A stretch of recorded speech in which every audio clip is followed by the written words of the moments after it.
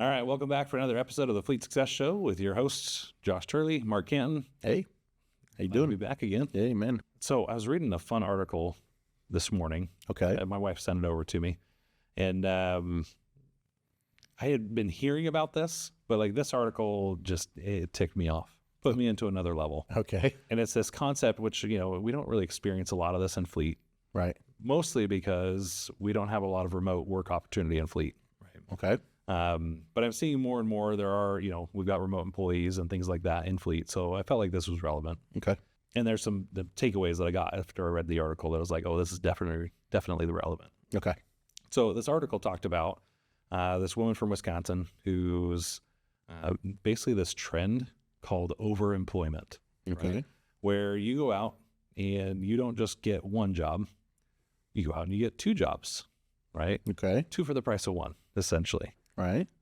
Some people choose to, if I get two jobs, I'm going to put a full 40 hours in at both places. Right. That's what I would assume if we're talking about two jobs. Yeah. No. Well, maybe one is part-time or something like that. Yeah, that's not what's happening. Right? Okay. They're working two jobs in the same 9 to 5 span. Right. Oh. Now, maybe there might be a little bit of push and pull here and there, but for the most part, and that was what really got me going on this article, was this woman was working about 40 to 50 hours a week for both companies total. Wow. I'm being paid for 40 hours. Being paid for 40 hours, Oh, right? my Now, it's a salaried position. Okay. Okay. Right. And anytime we have salaried positions, you pay based on output. Right. You don't pay based on hours in a seat or anything like that. Or activity or input. Which is something I'm a huge proponent of, right? You pay for the output. You don't pay for, their butt in a seat. Sure. We've had issues with that in the past, like, managers watching cameras and like, oh, this person was only here for 5 hours today. Right. I don't care, right? Did you hit the numbers? Then do whatever you want. Right. And that's actually what really got me mad about this article. So let me keep going with this. All right. So she's got these two jobs, and she's been working, and she did this for about 18 months. Okay. Right. All right. So it went on for quite some time. And the piece about it that really, it's irksome, right? But is this mentality of, well, they can lay me off or they can fire me at will, so why can't I stick it to them a little bit, right? And anytime she did it, she was like, well, all these greedy corporations, all they care about is profits before people anyway. Oh, so boy. she effectively was saying, like, this was my way to stick it to the man. Sounds like mental gymnastics. What I read was, no, that doesn't sound like sticking to the man. That just sounds like thievery. Yeah. Right? Like, you're just stealing right now. Right. Right? Yeah, that sounds right. The worst part about this was it's not even her fault. It's the system. Mm-hmm. It's the fact that, and this is the takeaway I got, Okay. was as a manager, these managers let it happen, Mm-hmm. right? And they didn't raise the bar high enough, or they didn't inspect the output. But you have an employee that basically is only giving you 20 to 30 hours a week, and yet you're paying them like a 40-hour employee. Right. And I just think of the wasted potential of, if this woman had applied just that extra 10 hours, or, in this case, she was given about 25 hours to each office. So she had given another 15 hours to this location, her first employer, how much more productive she could have been and how much more of a difference she could have made Sure. in the mission. Right. Right.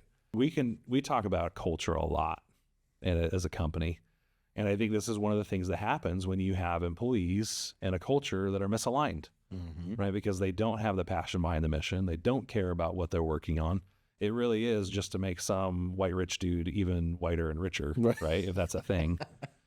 and this whole premise of, they don't really care because you don't really care. Right. Right. So that was one of my first takeaways, was like, oh, I'm sticking it to the man. I'm like, no, you're not. You're just stealing. Right? Yeah. That's just another form of thievery. Mm-hmm. That's you're charging for 40 and only working 25. Right. On the flip side, I go back to my whole philosophy, which is you manage by the outputs. You don't manage by the inputs. You don't manage by, how much time they're actually there. You measure what actually gets output. Right. Right. And so shame on these managers. Yeah. You So reconcile this for us, because like you just said at the beginning, right? Yeah. Like you only care about the output, and you gave that example of the person who maybe only put in their 5 hours that day. Now, to give context, there's a trust aspect there that they're getting the hours in somewhere where they need to get the work done. Right. Right. So go ahead. How are we reconciling that? So what I do in that case, right, when I have an employee who's just crushing it at work and, like, hey, you're coming in and this is what I needed from this position. Let's say it's like an SDR role or whatever, Okay. right? Or it's an engineer, who knows? This is what I need out of this position, right? And if you come in and you do that in half the time, well, then I need to give you a raise because you're clearly way more productive than I thought you were. Right. And then B, I need to raise the bar on you. Right. I need Exactly. to push you to do better, right? You don't hire a star quarterback and then find out like, man, they're throwing, record-breaking years for touchdowns. And, you got to reward the behavior you want to keep. Sure. But then at the same time, you can't expect like, oh, well, now they're only doing 50 touchdowns a year because, well, they got a second job throwing the football on Sundays for somebody else, right? Right. You know what I mean? Yeah. I'm gonna play the first half for you, and Yeah, that doesn't happen. Right. So you got to reward them and keep that type of talent, but then you got to raise the bar on them too and say, well, hey, Tom, you're doing a great job throwing 75 touchdowns a year. Right. We're going to set your compensation around this to now focus on like 80 touchdowns or 90 touchdowns, right? Sure. Because you have greatness in you and you really want to win. Well, this is how we're going to win, Right. And so you have to raise the bar, and obviously you need to raise comp with that, but if you're capable of more, then we both need to push ourselves, right? I need to push myself harder to pay you more, and I need to push you harder to earn more. Right. Right. So that's one piece, right? Is I got to reset expectations. But in order to do that, I have to measure what those expectations were for the first part of this, right? So for this lady to come in and be able to work 2 25-hour jobs, the managers clearly didn't know how long the job took. Right. Right. And this is a principle that I followed going back to Grandpa, right? He'd walk around and they find like data entry clerks back then. This is the 80s and 90s, right? So just, this Bear is with us. dated. Right. But they would be playing solitaire on the computer. Right. Right. It's totally an old people thing. Windows 95 came out and everybody was like, "Whoa, solitaire! This is fantastic." I must be old because I'm guilty of playing solitaire on a computer. A little bit of Minesweeper there, Mark. Right. And nowadays the kids would be on Facebook, TikToks, doom scrolling, whatever. Right. But that was his thing is, he'd walk around and people just assumed this lady was always busy. Right. And she was the data entry clerk and she had a stack of papers this tall. Right. Well, guess what? That stack of papers never went down, never went up because she was incentivized. She was paid by the hour. Right. It didn't really matter what the work output was. Right. So his opinion was always, you have to know how long the job, what the job is and how long the job should take so you can pay appropriately for that. Right. And in this case, clearly for this lady who was doing 2 25-hour jobs, they didn't know how long the job should take and they weren't measuring necessarily her output or pushing her to do better. She even went on to say that in her reviews, this is when I kicked myself in the shins. She said in the reviews, she was doing amazing. Right. Managers were giving her great feedback and telling her she was awesome. Oh, man. So something's wrong. Something's totally wrong with that picture. So when I think about this for fleet, right, and I go back to that example from Grandpa, we don't really have a lot of these remote positions in fleet, right? If you go out to the shop floor, you can definitely see who's working and who's not. You can see the numbers, if you're using a paperless shop type thing where, time clock where you can track the time spent on each job. If this is supposed to be an hour job and it takes them an hour and a half, you're watching for that lost productivity. Right. You can see that, right? It's not a remote. So it's, you inspect what you expect kind of a thing. Right. Right. But we're seeing more and more where, fleet managers are becoming more remote or you have admins that are remote. It's becoming more prevalent in the workplace. Not so much in government, but I do see this in corporate quite a bit, right? Because they have to have work from home policies and things of that nature. So my advice as a manager is inspect what you expect. You have to figure out how to do that for remote employees, right? And measure the output. Yeah. So that you make sure that, you're getting what you paid for that position. And honestly, if you're getting what you paid for that position, it doesn't really matter if they're working another job. Right. Right? People have worked 2 jobs for decades. This is not a new thing for work from home. They usually just didn't do them at the same time. Yeah, that's the key. And I think that's the big kick. Yeah. Right? The second piece of this is, find people who are aligned to the mission. Yeah. Who, if given the opportunity to work 10 more hours for you for a little bit more money, would do it in a heartbeat because they want to work here and not go work somewhere else. Right. Right? Not do some other mundane job just for money. They'd rather do a passion thing. Yeah.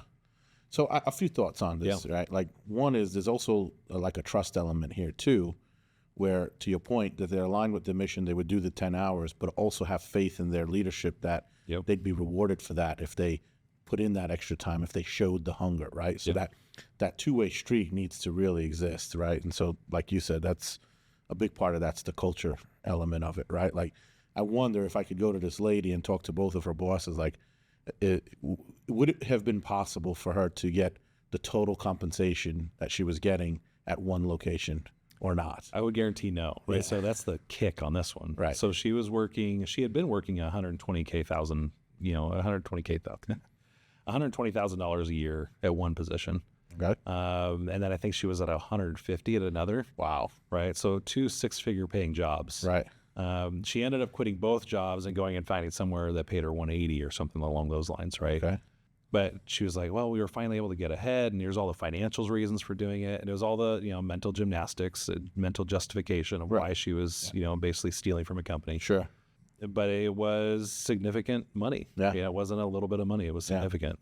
Here's the other thing, though. I agree with your point that this is certainly more of a remote thing. Yeah. But, I think about fleets, and I think it's actually really, what's the word? Nail on the head, right? Because like Grandpa's example, right, of the person with the stack of papers, there's a lot of that goes on right under our nose, right? And if you're not checking it and you don't know it and you don't understand it, then you also can't optimize for it, right? Like, he was big into spaghetti diagrams and watching people do PMs so that they can optimize for all that.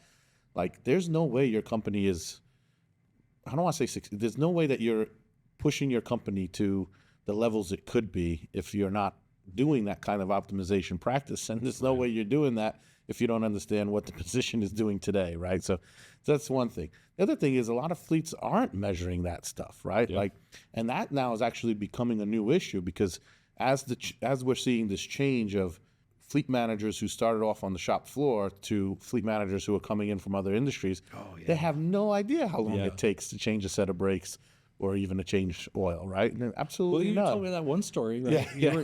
You were at at a garage, and the foreman kept walking by. Oh no, like, it's not done yet, Right. And he was talking about a Camry or something. Yes, like it was sedan. a Toyota Camry, and the mechanic says to him, "Yeah, we're still waiting on these air brakes to come in." And if you don't get that joke, this could be happening to you, right? Yeah, exactly. And here's the punchline: Camrys don't have air brakes, right? That's heavy duty equipment kind of stuff. And they were totally pulling the wool on this guy's eyes because he didn't know the job and he didn't know how long it took. Yeah. And we're not saying you have to be a shop. You don't have to be a mechanic to become a fleet manager. Right. But you do have to study and you have to be aware. Right. And go out and just watch. We talk about management by walking around a lot. Yeah. Which is a benefit we have for in-person positions. But that's what you do is you just have to walk around and learn through osmosis and asking questions and being willing to look like an idiot. Yeah. To figure out what's going on, what's real, what's not. Yeah. This the only way you're going to figure out what's up from down. Yep. If you talk to Tony or Steve or any of our consultants in that, I walk into a shop and I know right away if it's productive, like within seconds. Yeah. There's a buzz. There is a buzz that productive shops happen. I mean, you hear it. It's the air gun. There's clanking. There's noise. Okay. And I can't tell you how many shops I've walked into, and it's quiet. Yes, that's such a dead giveaway. It is, and it's like, what's going on? And then I go sit down with the leadership. And it's not lunch break either. Right, exactly. Right. You check for that, right? Yeah. It's not. And now I remember walking in major. I won't say the name of the company. Major construction firm, national company. Everyone would know the name if I said it. And I walk into one of their locations, and there's no buzz. And I sit down with that local manager, and I'm like, hey, so what's going on here? How do you feel you guys are doing? And all, oh, we're great. We're doing this, and we're so productive. And, turns out that guy was, not only did he have no background on fleet, he just wasn't even really interested in it. He was buddies with he was somebody. on a take. Yeah, exactly. Spent a lot of time making videos and playing music and stuff, literally in his office right there with him. So it's not a new issue. It's not a new issue, and it's not going away, unfortunately, either, Well, and even for those in-person things, like you think of the technician example, if you don't know how long a job should take, you're not using SRTs or anything like that, how do you ever know, that tech really could just be sitting around? And if you're not doing management while we're walking around, you're not going to see that. That's key. Or if they just go a little bit slower, they're just not hustling. Yes. You're just not going to see that. That's key. This is why we always say data has context. Yeah. Because you need to leverage the data, folks, but then you need to do the observation. You need to get out there because you know what? You could have I've seen this before too, where mechanics know how to, rig the system. So they go slow, and now their SRT says an oil change should take 4 hours because they understand what's going on, right? So that's so key. That you have to watch too. Yeah. You can't replace the effort. You got to put in the effort ultimately, right? And I think you're right. I think there's a lot of, lazy management. We're allowed to curse on a podcast because we have a colleague here who calls it something else. It's both lazy and scared management. We do, but then we get like the little E explicit rating. All right. Well, I'll just say chicken S-word management. Where it's part of that, because this is where my mind went when you mentioned that this woman is getting these great reviews. Like, right. Either these managers are dumb, right, or they're just scared to have hard conversations. Like, one of those two had to be true there, right? So it's like, wow, But we usually, we have a little running joke, which is, we look for culture fits. We look for people who are humble, who are hungry, and who are smart. And one of our running jokes is, look, if you're not coming here to hustle and you don't want to grind and you just want to kind of fly under the radar and coast, Wells Fargo is just a mile down the road. Go fly there, right? Because it's this concept of, there's a bunch of, you can go hide in a big corporation anywhere you want. Right? It's true. You're going to get exposed. So don't try it. It's not for you. Like this lady would have never gotten away with that. In fact, we had an employee, this was during COVID, so we were all working remote. Right when we said, hey, it's time to come back into the office, he quit.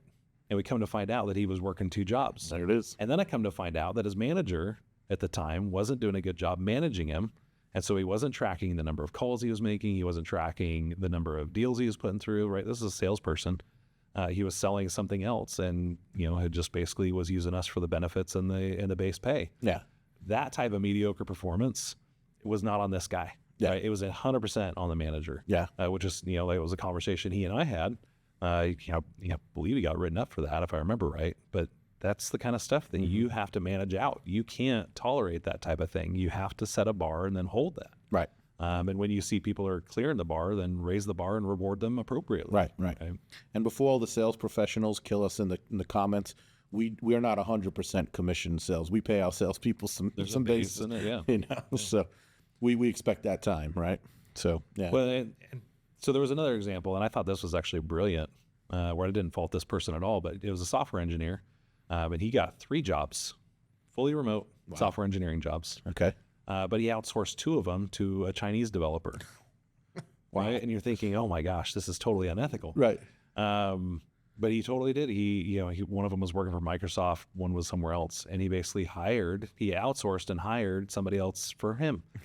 And he was effectively his own subcontractor. Right. Hey, if that's what you want to do, then you do it, right? It's if I remember the story right too, he paid these folks very well. That was the kick. Right. He was paying them handsomely, and he was basically just like a subcontractor would, paying them the meat of the wage, right, and then just keeping some for himself. The balance. Now, obviously, he probably had to do some quality control checks and things like that. There's a whole host of legal issues that we could get into. Yeah, here, and security issues. Copyright, security, right? Yeah. You've got Chinese developers working on, national security projects. Can you imagine? Oh. Yeah, you'd lose security clearance pretty quick there. But this idea of, hey, if you can make $150,000 doing a job, and you can pay somebody else $120,000 to do an acceptable job on your behalf, okay, I'm not mad at that. That's entrepreneurial, right? I mean, heck, it's effectively what any business owner does. That's right. Is you hire people to do jobs, and then you charge more than what it costs. Right. That's profit. That's how you make money. I just don't like the idea of misrepresenting that. Right. Because that's the ethical thing, is that if you're telling people that you're working there, and then you're not really working there, you don't have the subject matter expertise, you're not providing that. Right. And then you put that on your resume. We have a system in place for that, right? Like you can be a 1099 employee, or like you said, you could subcontract that work. That's different. But just be honest about it. But that's honest, right? Yeah. To take it as a salaried position. Yeah. With bennies. Yeah. There's no way he was paying those folks bennies. For sure. Right. So, wow, that's mind-boggling, especially in software, because in today's world with the hacking and the security and the spy network and all this jazz that you read about all the time. It's a crazy world. It's kind of scary, really. But this is the world we live in. Yeah. Right? So with all that being said, inspect what you expect. Right. Know how long the job takes. Manage by walking around, right? We call that getting your MDBWA. Yeah. Get out there and be out and be present.